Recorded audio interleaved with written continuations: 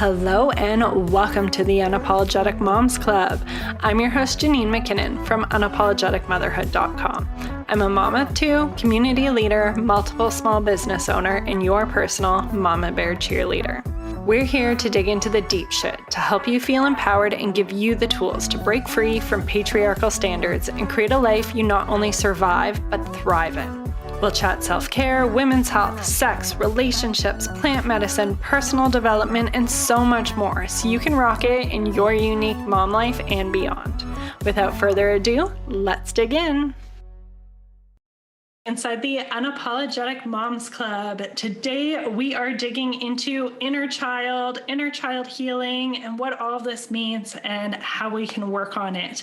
I am delighted to welcome Baheya Siri from Lighthearted Parent. We are in a co-working group. We've got to know each other a lot over Instagram, and I'm just really excited to welcome you here to chat with us. Thank you so much for having me. You have such a great community. I'm really honored to be here.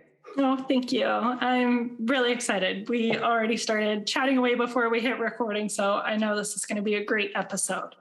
So let's start off. Let's hear a little bit about who you are, what you do, why you're so passionate about it. Yeah, absolutely. So I'm a parenting coach, and I'm more specifically a conscious parenting coach. I didn't become a parenting coach because it was my background. My background's in biochemistry, so it has absolutely nothing to do with parenting. But I was under the illusion that after I became a mom, it would come like this. Like, I come from a traditional background, so you're going to get married, you're going to have kids, it's all natural. And then it took me about 7 years to realize that, wait a second, this is not at all what I thought it would be. I don't know what I'm doing. And at that point, a friend of mine got me a book. Mm-hmm. And it was a parenting book that she gave me for my birthday. And I almost dismissed it like, oh my God, a parenting book. Like, what's this about? Mm-hmm. I started reading it and didn't like it. I especially didn't like the idea that anything of this parenting and my parenting struggles and my anger had to do with me.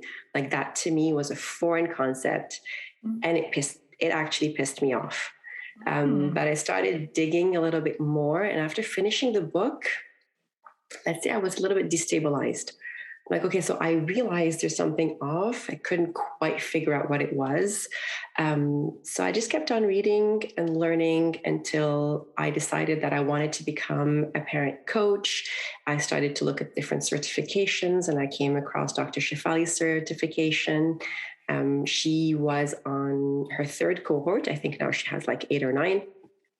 And that's it. I mean, it's been like such a life-changing experience. And when I go back to who I was as a mom, even just 3 years ago versus today, it's night and day. And I want this to be accessible to everyone, to all parents. Like, we don't need to be stuck in this anger and frustration when we don't even understand what's going on with us and with our kids. Mm-hmm. Absolutely. Wow. That just must have been so impactful for you. And it's really neat how you can kind of narrow it down to that friend giving you that book. And I'm surprised you kept reading through as you're having all these reactions. You stuck it out. It was like, I'll read it as a favor to her because she's a dear friend of mine. So it was almost like as a, she gave me a gift. I'll humor her and I'll read it. Let me tell you, when Dr. Shefali came to Montreal to give a talk, I invited my friend. I'm like, I'm paying for your ticket. You're coming with me because I owe you this. Oh, I love that. And, good friend. Definitely. Definitely. I don't think she realizes the impact that it had. I tell her all the time, but I don't think she realizes how big it really was for me. Absolutely. Yeah. It seems to be life-changing, really. That's such a change in your whole direction of where you're taking things and how it's gone for your family. I really connected with your about story on your website, reading through, and it's like, when we're pregnant, we're like, oh, like, how do you feel? Are you nervous? And it's like, oh, I'm scared I'm going to tear in labor, and like, I'm not going to sleep. And I was fully that person. Like, those were my main concerns. And then it's so much more than that. And then like, I really struggled at the beginning we had a colicky baby and just the no sleep, that was really hard. But then now we're going through a transition with my youngest, who's 2.5. She'll be 3 in the summer. And it's starting to shift from like serving basic needs to really like parenting values and doing different like lessons through everything. And it's a completely different set of challenges. Yeah. And honestly, I went into it, I was really cocky. I was like, yeah, for sure. What do you mean? Of course I can do it. Like, it's no big deal. It's unnatural. Women have been doing it since forever, you know? Yeah. But no, it wasn't so natural. I mean, it's natural to love your child, but it kind of stops as that. For me, it was almost like, okay, beyond that, what do I do? Yeah, we have our natural instincts, or should we say reactions to certain situations, but they're not always intentional. And it takes really stepping back to reflect on that, think about the impact those things are making and going into that. And that ties into our conversation here about inner child and all of that work. So what is inner child? What does that mean? Like, what's inner child healing? Let's hear it. Absolutely. So I'm going to give you 2 important definitions here. The first one is the inner child. And it's funny because colloquially, I think up until a couple of years ago, when people would say your inner child, you'd think about the part of you that still wants to play. You know, it was like, oh yeah, I want to play. I can play with my kids, or I can, you know, like being lighthearted in your day-to-day was assumed to be your inner child. But that's actually really not the case. What the inner child is almost like a part of you that was stuck in your childhood. And it's the accumulation of all of your childhood wounds, all of your needs that were unmet. So, you know, think about it this way, like a child is born into this world and their primary need is to feel safe and loved and protected. And very early on, parents stop providing this sometimes, right? The kid can just be, so if you have all of the traditional beliefs, you have to let them cry. You can't hold your child. They should eat only every 4 hours, not every 2 hours. I was told my kid only had to eat every 4 hours. Meanwhile, he was nursing every 30 minutes.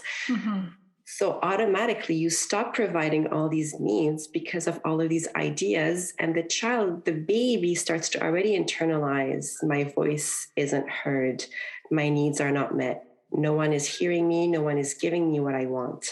And that's just as a baby. But as you get older, you start to throw tantrums because you're overtired. But instead of, you know, holding space for that, we punish you. That becomes a wound. You know, you want to share something with your parent. They're too busy.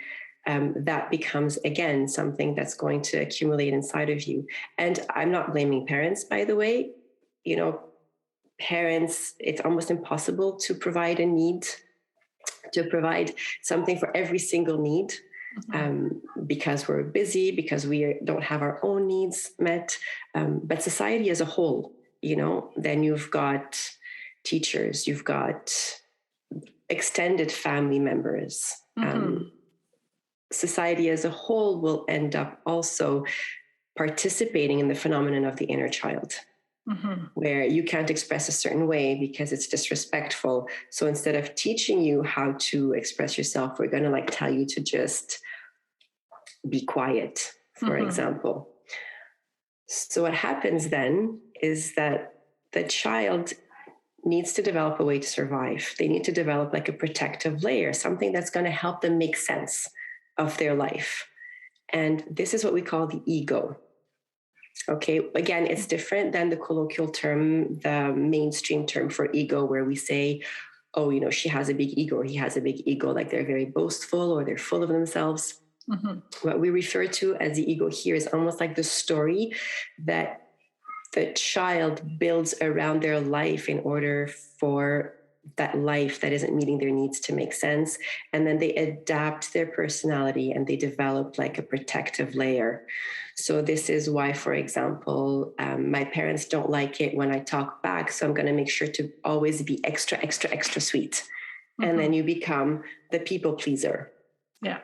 Or you can have another child who's going to be like, oh, they really want control. Like they're so strong, they're not going to become a people pleaser, but they're going to become like the alpha child. Like I have to gain control because I'm like in constant battle with my parents. And then you've got like this alpha adult who just wants to control everything around them. So that's how they can take control for themselves outside of the home. Exactly. So these are all patterns that we develop based on how we interpret the world when we're young, because our needs are not always met by our parents. And, this isn't at all finger pointing. I'm not meeting my children's needs all the time. First of all, I certainly didn't in the first few years. With my third child, maybe more. But it's almost impossible because we don't know what their needs are all the time, because our needs are not met and because we have a lot on our shoulders. So this is not a blame game to our parents, and it's not a blame game to current parents. It's just about gaining awareness. You gain awareness, and then you can start to be curious and ask questions about why you feel a certain way and when you respond a certain way. And this is when we get into the healing part. It's one of those things where it's like you don't know until you know. And you can't hold a ton of guilt for the way you may have parented kids before you know what you know now. And same thing with like our parents, like they only had access to so much information. They had told these situations. And so it's not necessarily blaming or feeling guilty, but as we learn more about these things, then we have the opportunity to start to change patterns and do things a little bit differently. So exactly. With this inner child, how does this affect people throughout their life and then into parenting? So it affects you throughout your life because you're going to react to your environment without knowing why you're reacting to your environment. And very often people will just be like, oh, well, she's just a very sensitive person, or she's just very stressed person. Or, we put these labels on the person without actually digging deeper into why the person is like this. And I think it's really liberating because it teaches you to look at people with more empathy. Like I used to be very judgmental. I come from a very judgmental background, and I carried it into my day to day. I'd be like, oh my God, this mom is so this, and that. Whereas now I almost see her inner child. I'm like, oh, she's responding this way because she has, this kind of hurt or this kind of pain or whatever it is. I don't know what it is, but I know it's coming from somewhere, and I'm not going to judge her for it. Yeah. And so the way it manifests in our day to day is in the way that we respond to people. The way you react rather than respond, actually. You might get very offended, and so you become really defensive because you want to defend yourself. But really the question you have to ask is, I was offended, but what does this actually mean about me? Why did I get offended? Which part of me did they actually offend? And can I go back to why this actually offends me? And not go back 1 week or 2 weeks. Go back as far back as you can remember and write about it and journal about it, because it's by going back to these original wounds that you can actually start to heal and stop yourself from being offended every time someone is going to make this kind of comment. That's an example.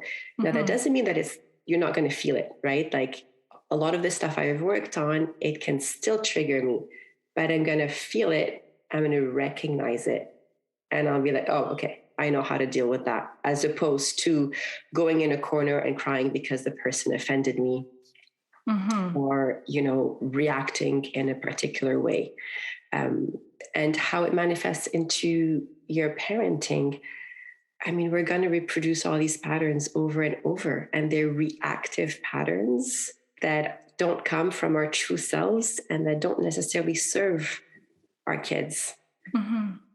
Absolutely. A thing that commonly comes up in Mom Truth Mondays and Pull Thursdays and things like that is like feeling like you're yelling or they're yelling all the time and not liking it but not really knowing a different way of dealing with it, or people who were learned to be more the people pleasers, or the older child taking care of the rest of the family, and had to be well behaved or learn to be well behaved, and that's how they got through things. And then having a child that pushes the boundaries a lot and is very much not like that, and that's really triggering to deal with, and they might want to react a certain way, and it's hard to kind of take that step back and try to do things differently.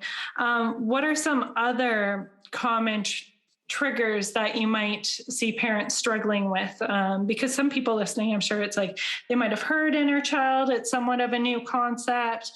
Is this something that they actually could possibly deal with? This is showing up in their days. So what are some examples of that might connect with some of our listeners? Accomplishment. Accomplishment and performance is huge. I mean, I remember working with a mom who went completely insane. And actually the trigger that led her to calling me was a fight over math homework. It was just unacceptable that her daughter couldn't get this math homework and her math grades were not good. And, you have a lot of beliefs around accomplishment. You can value yourself around you can identify with your accomplishment. You are your grades. If you were raised with this idea, you are your grades. You are how good you are at basketball. You are the prima ballerina dancer, whatever it is. If your parents were overaccomplished and super successful and maybe didn't give you any validation until you were as good, then all of a sudden you have a child who struggles at school. It's not their fault. It's just school's not designed for this particular kind of child. And the child has to go to that kind of school, conventional school. That could trigger you. That can trigger you because then you get all the fears. You associate identity and success in life with grades. And then you start to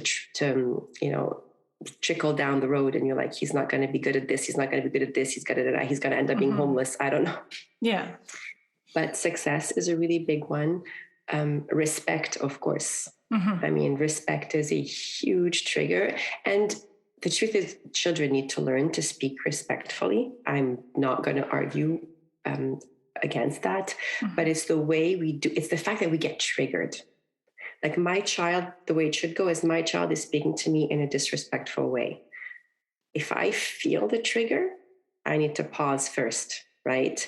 Because I'm sure I have a bunch of messages in my head. This is unacceptable. I'm a bad parent. What if somebody else saw this? Whatever it is, right? You don't want to react based on that. You want to respond to the child. So number one, why is the child being disrespectful? Is it possible that they actually don't even know that they're being disrespectful, for example? Or is it possible that they just were never taught the skills, or they're just so angry they don't have another way of speaking? Or if you want to take it to the next level, and this I know has been my situation, what is it about you in this particular moment that's making your child not respect you? Are you respecting yourself?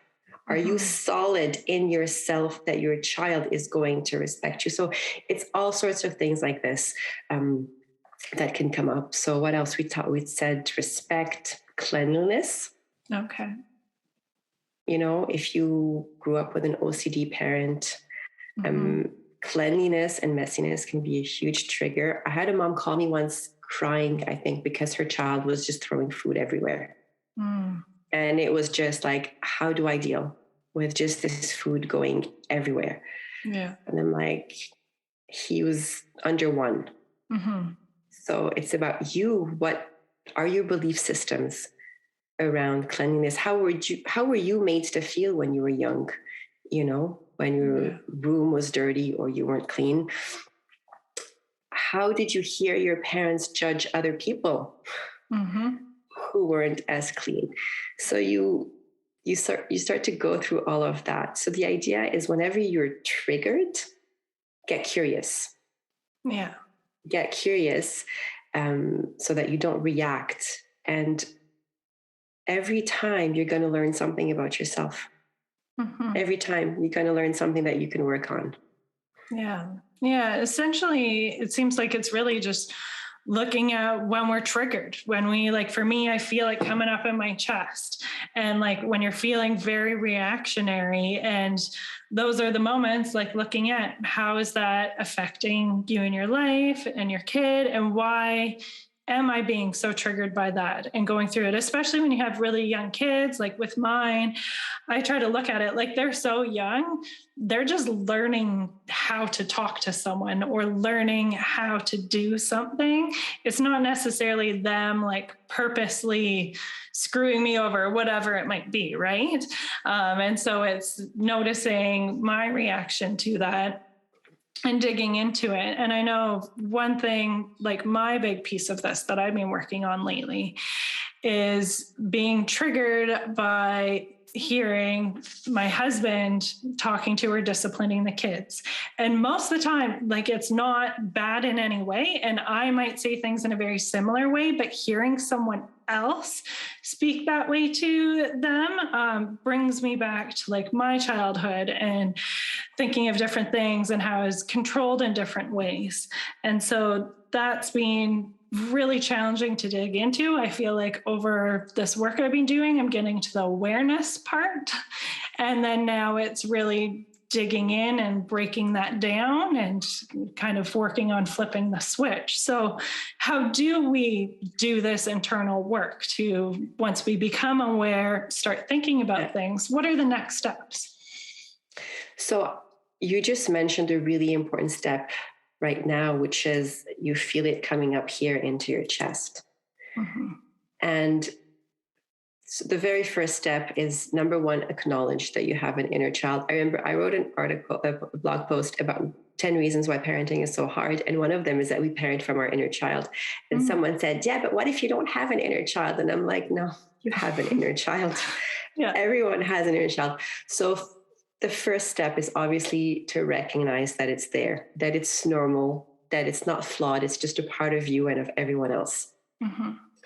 And the following step is always to pause. It's not like a 15-second pause, but you pause because you want to recognize where you're feeling your trigger, because triggers are not all the same. Mm-hmm. You get different triggers based on different emotional messages, based on different parts of the inner child you want to heal. I get some that's going to pile up here in the back of my neck. I get some that makes me feel like my freeze response, and I know very well what it comes from. My freeze response will make me like just shrivel up like this. I get one that's like right here, like I'm just about to, in one shot, burst into tears.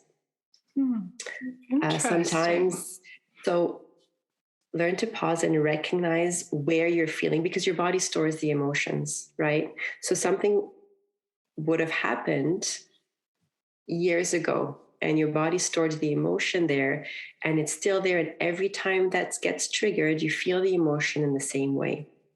Oh, so is that the tie with the body's reaction? Yeah. Is again, Yeah, it goes back to how we felt in those situations. How you felt in those situations. And so once you start to recognize where you're feeling it, like breathe through it, think about it and feel it, and try to go back in time as far as you can every time you felt that emotion. It may not come right away. It takes practice, right? You might get re-triggered and be like, hey, that's interesting. That's the same thing I felt that other time when my husband said this, or my kid did that, or that guy down the street honked at me, or whatever. Mm-hmm. But you'll start to recognize this is where you're feeling it, and try to go back as far as you can, even into your childhood. If you can go back if you can't go back all the way to childhood, go back to, your early adult years, but always try to go back to when it was that you started to feel this, and see which need was not met. What was what I needed back then, and I didn't get it? And which message did I absorb?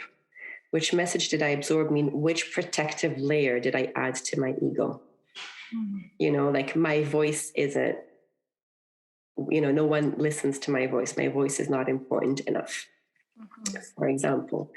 And it's not like a thing that you figure out on the spot. And this is where meditating and journaling come in. So if I go through a really hard time, it's usually for me the next morning, because quite often that night I'll be too tired if I've been really triggered that I need to write the crap out of it. It's up to you. I'm not telling you to do it in the morning, right? Like everyone has what works for them. It's usually in the morning because then I'm rested and I can do this. But you write out what you felt. And like stream of consciousness, there's just write all of it. Don't think about it, and then you can pause and try to go back. If you felt this before, does this remind me of something else? What's the real need behind it? Why do I get offended so easily? Why do I feel like I'm the victim again? And once you've done this over and over and you can identify a need that wasn't met, you can start to meet that need yourself, and you can start to talk to your inner child. And it might sound silly, but you can start to write letters to that child telling them that they're loved and they're respected and they're safe. You can provide them with whatever you felt you didn't get at a time that you needed it when you were younger. I've gone as back as my first week of life, even though I obviously don't remember, but I know I was practically abandoned at the hospital. I was born in Serbia, even though I'm Egyptian, but I was born in Serbia. And in the hospitals there, they don't give you to your parent. They keep you in the nursery unless your mother breastfeeds you. Then she would see you every 4 hours. My mother didn't breastfeed me. Because at the time it was like she read a book that traumatized her. Breastfeeding's gross. I'm not doing it. So I was kept in that nursery for an entire week with hardly no human contact. Anyway, I'm just saying this because I've actually done inner child healing meditations where I've transported myself back to this newborn, and I've held this newborn the way that I held my own newborns, the way that I kind of wish I had been held, even though I don't remember. And as silly as it sounds, it was wonderful. I got goosebumps just hearing you talk about that whole thing. Wow. I don't know if you can tell, but I tear up every time. Like if I talk about this particular incident makes me tear up. Yeah. Another example of talking to your inner child to be able to provide her or him with what they needed. Again, I'll use myself as an example. I have a freeze response every time I need to enter a serious conversation or a conflict or an argument, right? Even if it's going to be with someone who loves me and respects me, I have a freeze response. And I literally have to take 10 minutes before to remind myself that I'm safe. That I'm safe, that I'm heard, that my voice matters, that the person in front of me has no power over me, and that it's going to be okay. And I'm not talking to my adult self, because my adult self just uses the intellectual arguments. We're going to have this conversation, the logic stuff. But what's happening into my shoulders, see, I keep on pointing my shoulders because this is what freezes. I have to talk to that 6-year-old self who used to freeze under certain circumstances. We don't need to get into it, but I have to do that all the time. Every time. It gets easier every time, but it's still there. And it might be there for, 10 years, who knows? But the process is recognizing it, acknowledging it, working on it, and not letting it stop you and control you, because these are the patterns you want to break. Right? I had the pattern. Oh, I'm about to enter into a conflict. I freeze so I don't speak my mind. This is my pattern. I want to break that pattern. It's unhealthy. Yeah. It's unhealthy. It's self-sabotaging. I have to speak up. So I have to understand where that freeze response is coming from, because it's completely illogical. The person in front of me loves me and wants to have an open conversation with me, but I'm still freezing. Yeah. Yeah, I like how you went on talking about how it's a pattern, because that brings in how this stuff is really a practice, and it's not like there's an end destination and you're going to solve all your problems and your reactions and triggers, but it's a process to go through, like you've touched on. So the recognizing, really taking time to reflect ask the why, go back to memories, really dig into the why and the what, and then rewriting the story. Either writing a letter to yourself or reassuring yourself through those little practices, and kind of going through that process is going to give you some big ahas and like learning things, and you go through the process, but it's not like you've got it then. And it's to continue, those patterns are going to keep coming up. And so having all this work that you've done, you're quicker to identify, you're able to better change the script and the situation, and it starts to become more and more automatic. Yeah, absolutely. Absolutely. And as your children grow, you're going to get different triggers. Like I haven't gotten, like I come from a conservative background, right?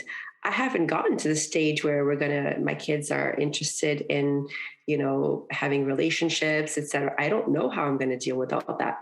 But at least now I know how I'm going to be like, okay, pause, deconstruct, and really look at what your kid needs from you. Don't just react based on whatever you're feeling. So it's a never ending work because new things are going to come up all the time. Absolutely. New things are going to come up all the time. And yes, pattern disruption is the idea. It's like just you start to break that pattern, and then you try to embrace another pattern, which is the pausing, observing, recognizing, and then journaling and meditating. So you can actually find inner child meditations online. I find they can be really helpful because it really accompanies you it takes you back to a particular place and time that you may want, where you may want to reparent yourself. And there are also great books as well that can help. So if you want, I could send you some resources there too, if you want to share them with Yeah, absolutely. We always like to include a list of resources. So I will happily take whatever you want to provide, and we can add it into the show notes. I definitely appreciate having the guided meditation. I'm definitely not someone who will sit down into meditating and really know what I'm doing. I feel like it's been an off and on practice, mostly off, trying to get more into it. But it's nice when you have the guided to really walk you through those different thought patterns where you might not necessarily know where to take yourself. And same with journal scripts too, because I know meditation can feel very uncomfortable for some people, and journaling can be a little bit better of a way for some people to tune in and write things out.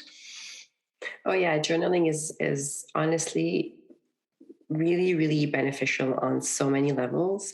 I mean, just like there's different types of meditations, there's different types of journaling as well. It depends on your need.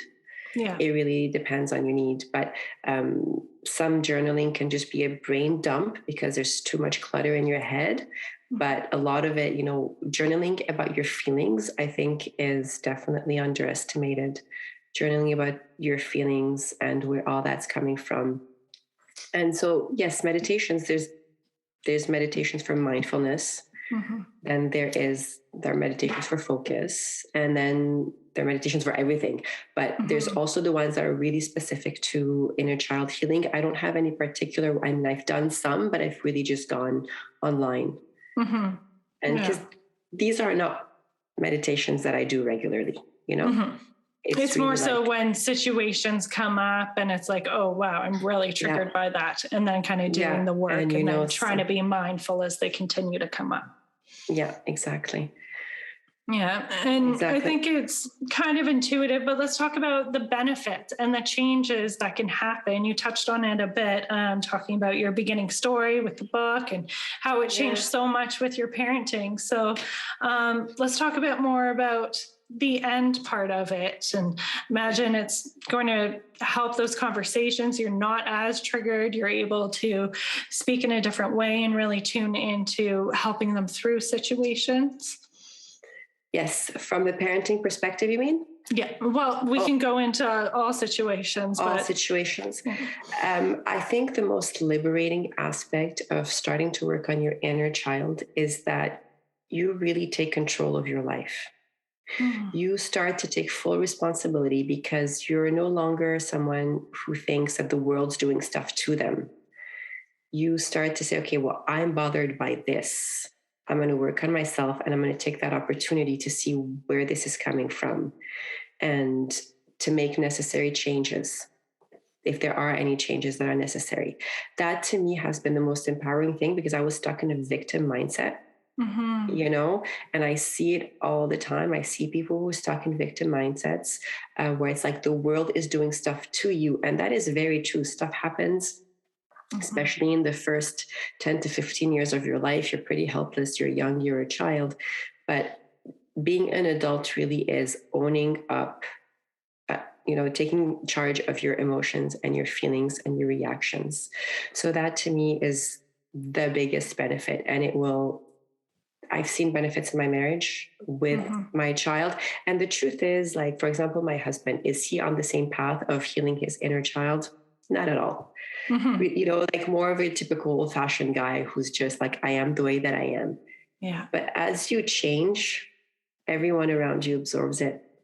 I love that you touched on that. Everyone around you absorbs it. Like, people say, like, oh, how can I get my partner to do this like me? Or how can I get you can't. You can talk to them in an open way, but not with the intention to change them. And the truth is, as you change your ways, your environment settles. Everyone around you becomes more calm, and they feel the change, and they subconsciously start to change as well. So we're talking about the benefit. Now, I also want to talk about the damage that will happen if you really ignore your inner child for too long. Like, I'm in my 40s now, so I've had adults be in my life for like 20 years. Yeah. There is a drastic difference, Janine, between the ones who embrace change and healing and growth and the ones who remain completely stuck. Yeah. Because this ego, this defense mechanism that you build, it served a purpose early on in life. But if you remain stuck in it throughout your entire life, you're talking self-sabotage, self-destruction. Like, you need to be open to shedding those layers and looking inside. Yeah, absolutely. And when you go from decade after decade of refusing to do this, it's like your outer shell just becomes thicker and thicker, and it just becomes harder to live. So it's liberating. It's really, really liberating to be able to do all that work. Absolutely. Yeah. I always say, like, life, there's always going to be a lot of shit that happens to us. Like, it's just a part of life. It will happen in ebbs and flows, but there's always going to be shit. And it's up to us how we're going to live with it and how we're going to react to it. And there's definitely extenuating circumstances where things are substantially worse than others, but we still have the power. It's what we're going to do with it. And are we going to stay stuck? Are we going to let it affect our entire day? Maybe we do need some time to sit in it, but then move on and choose to have a better day or whatever it might be. And I find it interesting how you talked about kind of the detriment of not in your experience now in your 40s and having adult friendships for about 20 years. I think I'm kind of now in my very early 30s. It's kind of a bit of that transition where I can see some people have been going through it over the last few years and some not so much. And so it'll be interesting to see things play out. Yeah, I remember Dr. Shefali telling us that people usually start to gain this awareness more into their 30s. There's no general rule, right? Like, people can start to awaken to all that in their early 20s. And that's just admirable, because I was so not there in my 20s. No, me neither. But, it starts like in your early 30s. And so, yes, by your 40s, your 50s. Yeah. And then you're finally awakened, and it's too late. But it's not like even 50s, like that's still so young. That's like the good time. Your kids are leaving the house. You've got kind of a bit more reclaimed for your independenceness and what you want to do with your life. No. Even if you're 80 years old, even if you're 90 years old, But yeah, no, it's true. And that's what she was saying, that I guess in her experience, because she's been, she's a therapist and she's been doing this work for so long, probably 30 years now. And yeah, it's usually more like in your 30s that you start to awaken to all that. Yeah. And that's why this is such a great topic for here. And a lot of us are kind of going through this in our 30s and going into 40s. Yeah. But I love how you put it, that doing this work is really just empowering for us to be more in control of ourselves and our lives. Yeah. I still catch myself. Something's going to happen and I start to get pissed off at the something that's happening. And then I'm like, no, nothing's happening to you here. Like you can take care of that. It's up to you to take care of that. Yeah. I still catch myself. But yes, of course, there can be like huge circumstances that are completely out of your control and you just have to survive through it. Yeah. That's a different story. But for the most part, it's all these small things that pop up that can, you can let the trigger take over, or you can learn from the trigger and deconstruct the trigger and see where you can break the pattern so that you can grow from it. But yes, what you said, there's no end destination. I think you said that. Yes. There is no end destination. Yeah. Continued work. Continued work. Absolutely. Well, thank you so much for taking the time to share all of this and give us a good understanding and next steps we can take. Do you have any last words or anything you want to include before we sign off? Yes, actually, it's hard and it's going to be hard, but that's okay. Whatever comes up, a lot of really crappy stuff can come up. I 2-3 years ago found myself in the bathroom crying, feeling like a complete failure because it was that message of failure that was coming back up, right? So if you feel like it's really hard, it's okay. Give yourself the time, but it's definitely going to be worth it. Yes, I love that. It's going to be worth it. Yeah, such a good note to end on. So where can everyone find you if they want to go and get more knowledge from you or work with you? So my website is lightheartedparent.com. On Instagram, I'm lightheartedparent, but light_hearted_parent.